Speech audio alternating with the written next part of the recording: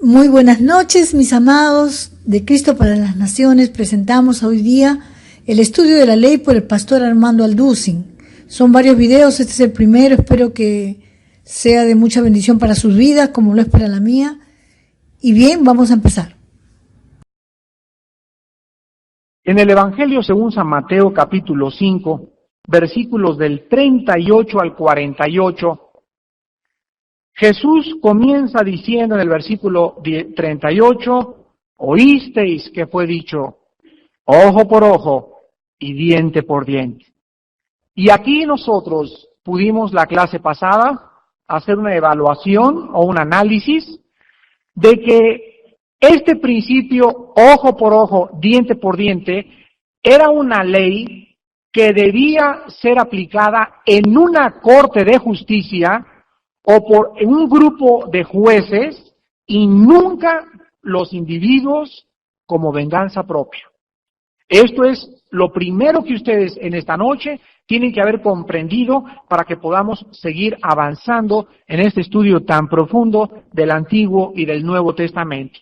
Entonces, ojo por ojo, diente por diente, no le daba a nadie el derecho de tomar justicia en sus propias manos. Nadie podía vengarse individualmente. Esta venganza tenía que ser llevada a cabo por una corte de justicia, la cual Dios también estableció en el Antiguo Testamento.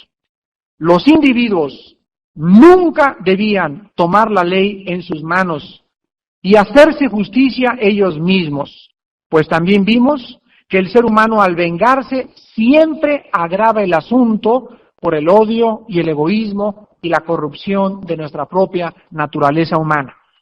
La ley en las manos de los individuos resulta en la anarquía. Vuelvo a repetir, la ley en las manos de los individuos resulta en la anarquía. El intento entonces de la ley mosaica era controlar el pecado, el odio, la violencia y la venganza individualmente y permitir que una corte de justicia llevara a cabo las decisiones sobre los crímenes. Vamos ahora a explicar un poco más este principio de ojo por ojo, diente por diente, porque lo que el principio significa, así tajante y claramente, es lo siguiente, que de acuerdo al crimen debía ser el castigo. Como dicen en México, de acuerdo al sapo, la pedrada. Entonces, la Biblia es muy clara respecto a que los individuos que le sacan el ojo a una persona, la persona que le sacó el ojo a la otra persona, no accidentalmente, sino deliberadamente, tenía que comprender que la única forma de pagar por ese ojo era con un ojo propio. Si alguien le robaba un buey a su vecino, tenía forzosamente que pagar lo que ese buey costaba. Cuando un ladrón robaba 1 millón de pesos, no había que 2 meses de cárcel o 6 meses de cárcel. ¿De qué le sirve la cárcel al individuo si no pagó el dinero que se robó? ¿Se dan cuenta? Entonces vemos que la justicia divina es perfecta y que la forma como Dios quería hacernos entender que lo que le hacemos a otro lo vamos a recibir era con el principio ojo por ojo, diente por diente. Vean, por ejemplo, en el libro del Génesis, capítulo 9. Génesis, capítulo 9, versículo 6. La primera vez que Dios le entrega la espada de la retribución divina en la mano del hombre, en un intento por controlar la falta de la ley natural en el corazón del ser humano y establecer, escúchenme muy bien, la fuerza física para poder establecer la autoridad. Vuelvo a repetir, en Génesis 9:6, por primera vez en la Biblia, Dios le concede al ser humano la prerrogativa de poder usar la fuerza para poder detener el pecado y establecer la autoridad. Les voy a dar un ejemplo después de leer Génesis 9:6. Y dice así, el que derramare sangre de hombre, por el hombre su sangre será derramada, porque a imagen de Dios es hecho el hombre. En otras palabras, Después del diluvio, cuando se asienta el arca de Noé en el monte Ararat, y comienzan los 3 hijos de Noé, Sem, Ham y Jafet, a ser los progenitores de toda la raza humana, Dios establece la pena de muerte. Y dice Dios, el que derrame sangre de aquí en adelante, en la segunda oportunidad que Dios le da al ser humano después del diluvio, tiene que pagar con su propia sangre. Les voy a explicar este principio tan justo, tan misericordioso y tan beneficioso para toda la colectividad. Cuando alguien mata a una persona, la persona que mata a la otra persona lo hace por desprecio a la vida. Dice, pues, tu vida para mí no vale nada y ahí te va la puñalada trapera. O ahí te va los balazos, o por venganza, o por odio, se le quita la vida. La justicia humana captura al criminal y se lo lleva a la cárcel y le dice 20 años de cárcel o 5 años de cárcel, de acuerdo a las agravantes. Si hay premeditación, alevosía y ventaja, en México, de acuerdo al Código Penal, son de 6 a 15 a 20 años de prisión por asesinato en primer grado. La pregunta es la siguiente: ¿ustedes creen que la justicia humana, al meter a un individuo 20 años a la cárcel, ese hombre pagó con 20 años en la cárcel la vida de un ser humano? Quiero que observen ustedes que no existe nada que pueda pagar la vida de un ser humano. Ni trabajos forzados, ni que lo cuelguen de la cabeza, ni que lo torturen, ni que no coma en 10 días. Háganle lo que hagan, no puede el ser humano evaluar el valor de la vida humana más que sabiendo que si le quito la vida a alguien, mi vida tiene que pagar esa vida que yo quité. De esta forma, el ser humano iba a comenzar a darse cuenta que antes de hacer un crimen tenía que pensarlo 5 veces, porque si la ley dice, si tú matas a alguien, pagas con tu vida, en ese momento yo comienzo a apreciar la vida humana, porque aprecio mi propia vida. ¿Se dan cuenta ustedes de la sabiduría tan profunda de Dios? Entonces, cuando se establece la pena capital, los seres humanos comienzan a darle el valor a la vida que le da Dios. Y por eso Dios, desde el libro de Levítico hasta el libro de Apocalipsis, prohíbe que el ser humano coma sangre. Se les prohibió la sangre y se les prohibió la grasa de los animales en el Antiguo Testamento. Cuando vino el Nuevo Testamento y fueron abolidas las leyes ceremoniales, lo único que permaneció de la ley mosaica fue la sangre tiene que seguirse respetando. ¿Por qué? Porque la vida humana delante de Dios tiene un valor inmenso. ¿Por qué tiene tanto valor la vida del hombre? Porque el hombre fue criado a imagen y semejanza de Dios. No somos animales, no somos gatos, no somos perros, para darle un balazo a un perro o un gato como se lo das a una persona. Los seres humanos llevamos dentro de nosotros la imagen de Dios, por lo cual la dignidad y el valor del ser humano lo lleva la imagen que traemos dentro y no el valor externo que el ser humano le dio a otro ser humano. Después de que Dios hizo esto, vean ustedes en Romanos capítulo 2, en el Nuevo Testamento, la retribución directa de la sangre por la sangre de otro ser humano. En Romanos 2, capítulo 2, del 5 al 11, el apóstol Pablo escribe estas palabras respecto al futuro juicio de Dios. Y quiero que vean ustedes lo siguiente, mis hermanos. Aquí en esta vida vamos a ver a muchas personas que no han pagado lo que han hecho. ¿De acuerdo?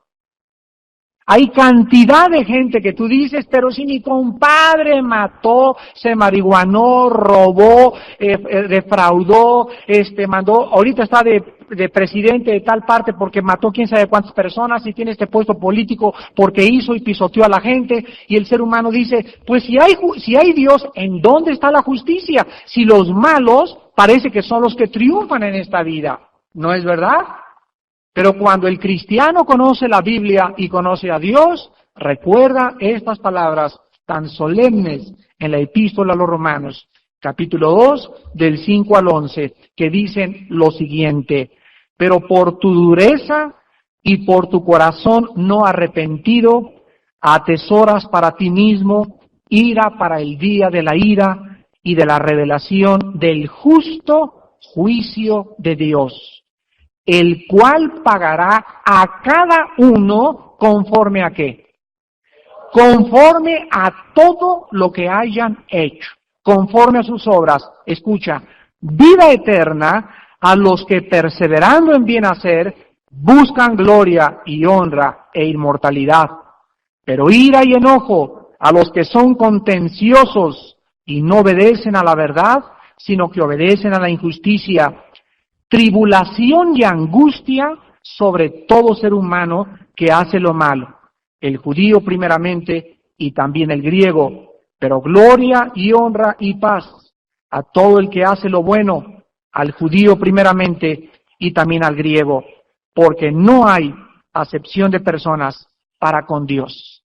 Estas palabras tan solemnes del apóstol Pablo nos están explicando que el día del juicio de Dios, el día de la ira de Dios, Dios va a traer a Juan Pistolas y lo va a parar ahí y le va a decir, mira Juan, desde que naciste y tuviste conciencia de tu vida, te va a pasar como en un video. Imagínense nomás las cámaras que tiene el Señor en el cielo, las computadoras tan tremendas, y le va a decir a Juan Pistolas, mira, todo pensamiento y palabra y todo lo que hiciste, haz de cuenta que estabas echándole al banco del infierno. Estabas los malos, cada pensamiento y cada obra mala que hacen, lo único que están haciendo es ponerlo en el banco en su contra algún día. Están atesorando más y más ira. Por eso se nos prohíbe a nosotros vengarnos. Porque si yo me vengo de mi suegra, entonces la venganza que yo llevo a cabo le impide a Dios castigar a mi suegra como Él merece castigarla. Lo vamos a ver más adelante en el capítulo 2 de Romanos. Pero si tú no te vengas y confías y crees que Dios existe y que es justo y que cada persona en esta vida que te haya hecho un mal a ti o a mí o a otras personas o a los que crucificaron a Cristo, si creemos realmente que Dios los va a juzgar, nosotros dejamos la ira y la venganza en Dios. Porque mía es la venganza, dice el Señor, yo pagaré. Entonces no podemos tomar nosotros venganza porque entonces vivimos sin fe, vivimos en la carne, actuamos en la carne sin darnos cuenta que hay un Dios en el cielo que nadie se le escapa. Por eso, queridas señoras, vean Primera de Pedro capítulo 3, esto va para las esposas que están casadas con hombres incrédulos. Primera de Pedro capítulo 3, versículo 1. Y tantas señoras que quisieran darle de cacerolazos en la cabeza al esposo, le quisieran quemar los frijoles, le quisieran decir, Señor, ya llévatelo por favor, Señor, pasa de mí esta copa por favor, Señor, dame otro esposo, o si no tuviera este esposo pudiera crecer más, y viceversa también, ¿verdad? Porque también hay hombres casados con mujeres incrédulas que le están sacando canas a los hermanos. Y vean ustedes cómo debe un cónyuge portarse con un incrédulo. Primera de Pedro 3:1. Asimismo vosotras mujeres, estad sujetas a vuestros maridos. Quiero que observen que dice estén sujetas, no dice pongan sujeta. Que es diferente, ¿verdad? Una cosa es poner la jeta y otra cosa es estar sujeta. Para que también, fíjense con la sujeción, para que también los que no creen a la palabra sean ganados sin palabra por la conducta de sus esposas, considerando vuestra conducta casta y respetuosa. Aquí dice la Biblia que si una mujer está casada con un hombre que no es creyente, ella tiene que sujetarse a él para que él pueda ser convertido. Pero si tú le quieres predicar y, mira, gordo, feo, panzón, te vas a ir al infierno, y el pastor dijo que te vas a ir al infierno y todavía me inmiscuyen a mí, ¿verdad?, en sus problemas, y el hermano dijo que todos los pecadores y borrachos se van a condenar, bueno, entonces lo único que haces es impedir que Dios convierta a tu esposo. Pero si tú te sometes y crees con todo tu corazón y tu esposo se agrava y, ay hermano, mi esposo cada vez más borracho y cada vez más golpes y cada vez está peor la cosa, si tú sigues manifestando esta conducta, dice, respetuosa, o sea, sin faltarle el respeto, porque lo peor que una mujer puede hacer es faltarle el respeto al marido. Lo peor que una mujer puede hacer es insultar o decirle al marido, eres un impotente, eres esto, mi madre me dijo que eras un bueno para nada, nunca me debí haber casado contigo. Si tú quieres destrozar psicológicamente a tu esposo, fáltale el respeto. Y te va a odiar con todo el corazón, sobre todo si es un incrédulo. Pero si tú eres creyente, le respetas y te tragas sus insultos y te acuerdas que la venganza es del Señor. Tu papel no es vengarte, tu papel es hacerlo feliz. Todos estos principios están en Génesis, Pedro, Romanos, Apocalipsis, toda la Biblia tenemos el mismo espíritu, donde nuestra conducta debe ser hacia los demás, de bondad. Si tu enemigo tiene hambre, dale de comer. Si tu enemigo tiene sed, dale de beber, porque ascuas de fuego amontona sobre su cabeza si no le pagas mal por mal. Ahora veamos en el capítulo 12 de Romanos. 12. Romanos capítulo 12. Este principio acerca de la venganza de Dios y de qué forma Dios, al no pagar nosotros mal por mal, ni ojo por ojo, diente por diente, Dios comienza a hacer milagros en las vidas de nuestros enemigos. Dice Romanos 12. Del versículo 14 al 21. Romanos 12, 14 al 21. Bendecid a los que os persiguen, bendecid y no maldigáis. Gozaos con los que se gozan, llorad con los que lloran, unánimes entre vosotros, no altivos, sino asociándoos con los humildes, no seáis sabios en vuestra propia opinión. No paguéis a nadie mal por mal, procurad lo bueno delante de todos los hombres. Si es posible, en cuanto dependa de vosotros, estad en paz con todos los hombres. No os venguéis vosotros mismos, amados míos, sino dejad lugar a la ira de Dios, porque escrito está, y aquí está citando el Antiguo Testamento, mía es la venganza, yo pagaré, dice el Señor. Así que, si tu enemigo tuviere hambre, dale de comer. Si tuviere sed, dale de beber. Pues haciendo esto,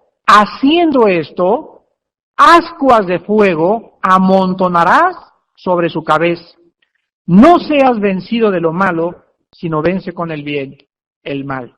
Estas palabras solo pueden ser encontradas en la Biblia. Vean ustedes la sabiduría divina. Este es el mal, este es el mal. Si el mal te ataca y tú lo contraatacas, agravas la cosa y tiene más fuego la chimenea. Si tu esposo te grita y tú le gritas, se van a matar. Algún día va a haber una tragedia en tu casa. Si él te avienta la plancha y tú le das con el burro de planchar, si él te comete adulterio y tú te vengas cometiendo adulterio, si entre dos personas los dos se pagan mal por mal, ustedes vean lo siguiente, los dos se destruyen el uno al otro. Porque el mal es autodestructivo y no puede convivir tampoco con el mal. Pero si el mal ataca y no hay respuesta del bien, sino que el bien espera que los ataques lleguen y se resbalen y permitas que Dios sea tu escudo, entonces el malo es vencido con el bien. Y la forma de vencer al mal es con el bien, nunca con el mal. Pero la carne nos dice, véngate, cuando sabemos que estamos agravando la situación. Y dice la Biblia que cuando el malo te ataca y tú no respondes, entonces Dios se venga. Pero si tú te vengas y agarras en la cacerola y le das al esposo, o le quemas los frijoles, o le pones una víbora debajo de su colchón en la noche, o un alacrán debajo de su cojín, o le cobras un seguro de vida y lo estás comenzando a envenenar, etcétera, etcétera, en ese momento le amarras las manos a Dios, porque Dios no puede intervenir cuando nosotros estamos cobrándonos ya el precio de nuestra venganza. Esto es lo que se llama ascuas de fuego amontonas sobre su cabeza. Créanmelo, la palabra de Dios no miente. El Señor en su tiempo tiene que ejercer la justicia. Veamos en último lugar que los efectos de una ley, cuando son negativos, solo pueden hacer daño a la persona que viola esta ley. La clase pasada les dije, si yo compro mañana el diario de Morelos y dice en primera plana, desde mañana 3 de agosto, el gobernador del estado de Morelos ha decretado la pena de muerte a los secuestradores y a los violadores, cuando yo vea el encabezado, no voy a ponerme a temblar. Ay, mamacita, me van a matar. ¿Por qué? Si yo no soy ni secuestrador, ni violador. Entonces los efectos de esa ley son negativos para la persona que está viviendo fuera de la ley. Vean 1 de Timoteo, capítulo 1. El que vive dentro del margen de la ley no tiene por qué tener miedo de cuán dura es la ley, ya que los efectos de la ley solamente pueden repercutir en la persona que vive fuera de la ley. 1 de Timoteo capítulo 1, del 9 al 10. Conociendo esto, que la ley no fue dada para el justo. La ley no fue dada para el justo. O sea, si alguien es justo, él es ley en su propio corazón, ¿verdad? ¿Para qué? Si yo soy justo, ¿para qué necesito que alguien me diga, no te pases el alto, no robes, no te emborraches? Mi propia justicia me va a llevar a no pasarme el alto, a no emborracharme, a no robar. Pero si yo no soy justo en mi corazón, yo necesito que la ley me condene. Y necesito que alguien me diga, si tú te pasas el alto son 85,000 pesos de multa. Y no cualquiera se va a pasar un alto, porque si no se castiga al transgresor, entonces no puede la ley ser totalmente justa. Y continúa la Biblia diciendo, la ley no fue dada para el justo, sino para los transgresores y desobedientes, para los impíos y pecadores, para los irreverentes y profanos, para los parricidas y matricidas, para los homicidas, para los fornicarios, para los sodomitas, para los secuestradores, para los mentirosos y perjuros, y para cuantos se oponga a la sana doctrina. Entonces, la ley, en primer lugar, encontramos que es justa. El castigo tiene que ser de acuerdo al crimen. Y aquí se nos muestra lo que Cristo quiso decir en Lucas 6:38. Con la medida que miden, os volverán a medir. Lo que siembras, recoges. Lo que hiciste, la pagas. El que la hace, la paga. No hay nada en esta vida que tú no hayas hecho y que yo no haya hecho que no lo tengamos que pagar. Y qué maravilla que al aceptar a Jesucristo en nuestra vida, borra la sangre de Cristo todos mis pecados pasados. ¿No es maravilloso? Saber que, dice Romanos 8:1, ninguna condenación hay para el que está en Cristo Jesús. Qué maravilloso saberse lavado por la sangre de Cristo. Haber sido purificados y santificados en el nombre de Jesús y por el Espíritu de nuestro Dios. Y saber que ahora mis pecados y el castigo de tantas cosas que yo hice antes de conocer a Cristo, todo ese castigo mi Señor lo llevó en una cruz. Y ahora el que está en Cristo, nueva criatura es, las cosas viejas pasaron, todas son hechas nuevas. ¡Oh, qué grande, qué grande, qué grande salvación nos ha dado el Señor! En segundo lugar, la ley ojo por ojo, diente por diente, era una ley misericordiosa. Cualquiera dice, ¿cómo que misericordiosa? ¿Cómo que le sacas el ojo? Eso yo no veo nada de misericordia. Bueno, quiero que escuches esto. Había muchas familias, como las sé todavía, y también tribus, que cuando alguien mataba al miembro de otra familia, los demás miembros de la otra familia, afectada y con ideas de venganza, iban y mataban a todos los miembros de la otra familia. Entonces, en lugar de que la familia fuera y le dijera a la otra familia, demandamos el criminal para que sea él, o sea, los demás miembros de la familia, ¿qué culpa tenían de que un hijo haya matado a la otra, verdad?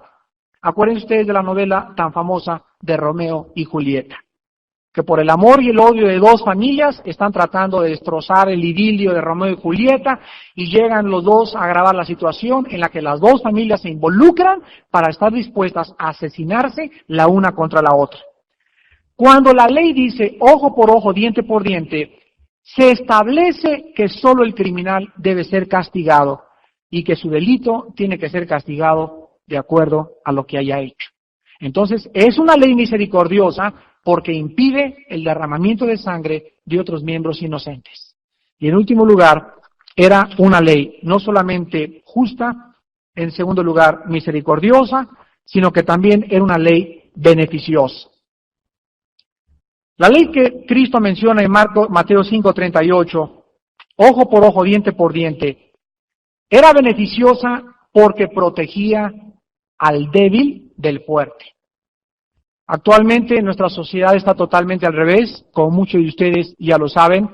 Muchos criminales tienen más derechos que mucha gente que es honesta. A muchos criminales se les trata como víctimas de la sociedad. Pobrecita del señor que mató a toda su familia, de chiquito no le dieron de comer. Pobrecita a las poquianchis de Guadalajara, porque cuando eran niñas sus madres eran prostitutas. Y la sociedad trata, fíjense ustedes, y esto se debe gracias a la psicología, de tratar de encontrarle una respuesta a la conducta del ser humano, y no hay nada de malo encontrar, bueno, esta persona es así porque es así. El problema está que su medio ambiente justifique su irresponsabilidad. Ahí está el problema principal de la psicología.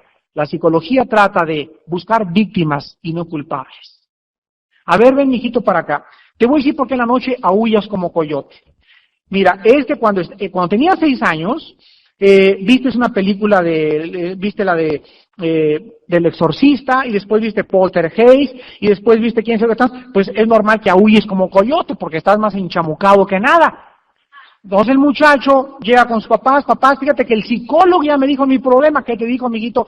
Que la causa por la cual aúllo en la noche como coyote es porque tengo un trauma producido por exceso de películas de horror. Y estoy tan sugestionado que estoy manifestando conducta de coyote porque me afectó mucho ver al hombre coyote. Ok, bueno, ya sabe que de ahí viene la cosa, ¿verdad? Pero eso no lo justifica de que siga aullando como coyote y de que se siga comportando como un coyote. Entonces, cuando viene la terapia o la medicina, el psicólogo ya no puede aliviar a la persona. Lo único que le dice es, tómate estos chochitos para que te pongas relax, y comienza el ser humano a entrar en el mundo diabólico de los tranquilizantes nerviosos. El mundo diabólico de los tranquilizantes nerviosos. Y los tranquilizantes son opuestos a la palabra de Dios, porque la palabra de Dios dice que Dios es el Dios de la salud mental. Dice la Biblia, por nada estéis afanosos. Sean conocidas vuestras peticiones delante de Dios, con oración, ruego y súplica, y la paz de Dios, que sobrepasa todo entendimiento, guardará vuestros corazones y vuestros pensamientos en Cristo Jesús. La Biblia dice en Isaías 26:3, tú guardarás en completa paz, así una paz que parece que traes 5 ecuaniles. Tú guardarás en completa paz a aquel cuyo pensamiento en ti persevera, porque en ti ha confiado. Entonces vemos que la ley de Dios era beneficiosa, pues comenzaba a proteger a las demás personas que no fueran involucradas dentro de la sociedad. Y quiero acabar con este principio usándolo dentro de la iglesia. Ustedes saben, hermanos, que en una iglesia, como en una escuela, como en un país, como en una familia, hay disciplina. Cuando tú vas a la escuela, el director de la escuela te dice, ahí están tus libros, Pepito, y vas a venir a estudiar de 8 a 2 de la tarde, y mira, nadie se va a meter contigo, nunca te vamos a correr de la escuela, nunca te vamos a castigar si te portas bien. Pero si tú comienzas, Pepito, a portarte mal dentro de la escuela, y comienzas a aventar ligazos y a hacer tonterías y groserías, y a faltarle el respeto a tus maestros, para que los demás no se contaminen con tu conducta, ¿qué necesita el maestro hacer? Agarrarlo y sacarlo de la escuela. ¿Y a cuántos de nosotros no nos expulsaron? ¿Que 3 días? ¿Que 10 días? y muchos hasta definitivamente, ¿verdad? Ahí me sacaron creo que de 7 escuelas. Era la oveja negra de mi familia. Y dentro de la iglesia tiene que haber la misma salud. Dentro de una iglesia tiene que haber sanciones, tiene que haber disciplina para poder sacar a una persona que pueda contaminar a los demás y para que los demás se den cuenta que en la iglesia no se hace lo que cada quien le da la gana. Porque si en la iglesia hay adúlteros y parricidas y borrachos y ladrones, etcétera, etcétera, y abiertamente en sus pecados siguen con esa clase de vida, entonces, ¿cuál vida nos vino a traer Jesucristo? ¿Cuál es el cambio entonces que nos vino a traer? Entonces, cuando un cirujano extirpa el cáncer de una persona, ¿quién de ustedes se atrevería a decirle al cirujano, eres un mutilador? ¿O eres cruel o eres asesino? ¿Saben por qué no se lo dirían? Porque al quitar el cáncer, el cirujano lo está haciendo para beneficiar el resto del cuerpo. ¿No es verdad? Entonces, cuando nosotros sacamos a alguna persona de la iglesia, es como un cáncer que está tratando de contaminar, y por el amor y la misericordia a los demás, se aplica la disciplina en una iglesia. Pero los que no tienen esta perspectiva, pues están ciegos, como dice 2 de Pedro, no ven más allá de sus ojos y dicen falta de amor, falta de misericordia, sin conocer que la Biblia dice ojo por ojo, diente por diente. Y las personas que hacen algo tienen que pagar por ello. Y si no se les da su justa retribución, entonces vivimos en la anarquía, donde cada quien vive de acuerdo a lo que es bueno delante de sus ojos. Despidámonos en oración. Lámpara es a nuestros pies tu palabra, lumbrera en nuestro camino. Padre Santo, te damos tantas gracias porque tus pensamientos no son nuestros pensamientos, ni tus caminos son nuestros caminos. Como son más altos los cielos que la tierra, así son tus pensamientos más altos que los nuestros, y tus caminos más que los nuestros. Padre, te damos gracias porque al recibir a Jesucristo nos sometemos a tu palabra. Nos rendimos a tu palabra y aceptamos tu palabra por fe. Y después de que la aceptamos, qué maravilloso es oír las explicaciones tan coherentes, tan lógicas y tan racionales que vienen de tu Espíritu Santo. Y podemos decir cuán grande eres, Señor. Cuán profundos son tus pensamientos e inescrutables e insondables tus veredas. Innumerables son más que la arena del mar. Extasiados estamos delante de ti, porque somos tan pequeños, tan tercos, tan soberbios, tan orgullosos, que siempre queremos nuestra vida a nuestra manera, que es cuando nos rendimos y cuando dejamos de pelear contra nuestro propio ego, que podemos realmente ser instrumentos en tus manos santas. Te damos gracias, Padre, porque el próximo estudio vamos a poder entender lo que significa las palabras del apóstol Pablo. Con Cristo estoy juntamente crucificado, y ya no vivo yo, mas vive Cristo en mí. Y lo que ahora lo vivo en la sangre y en la carne, lo vivo por la fe en el Hijo de Dios, el cual me amó y se entregó a sí mismo por mí. Gracias, Padre, porque en este versículo se encuentra el secreto de la vida cristiana. No vivir, no dejar que nuestro ego viva. Crucificar nuestro ego, nuestros gustos, que esa naturaleza tan sensible que todo nos ofende y que no queremos vengarnos y nos hiere y nos amargamos, todo eso, Señor, debe desaparecer porque nos hace daño. Dejar todo el juicio en tus manos, morir a nuestro ego y permitir que nuestros derechos tú los defiendas, Padre, y no nosotros. Porque la carne siempre pide venganza, pero el Espíritu dice, yo soy el que vivo por los siglos de los siglos, mía es la venganza, dice el Señor, yo daré el pago. Te damos gracias, Padre, porque todos nosotros en esta noche hemos sufrido muchas injusticias de la gente, del gobierno, de nuestros familiares, de nuestros amigos, aún de nuestra propia iglesia. Y te damos gracias porque cada injusticia que nos dejas padecer tiene el propósito de amansarnos, doblegarnos, aplastar nuestro ego y saber que esas injusticias tú las vas a reparar, pero nuestro deber es reconocerte a ti, Padre, en todos nuestros caminos para que nuestras veredas sean enderezadas. Despídenos, Padre, con tu paz en esta noche y llenos de tu palabra. En el nombre de Jesucristo. Amén.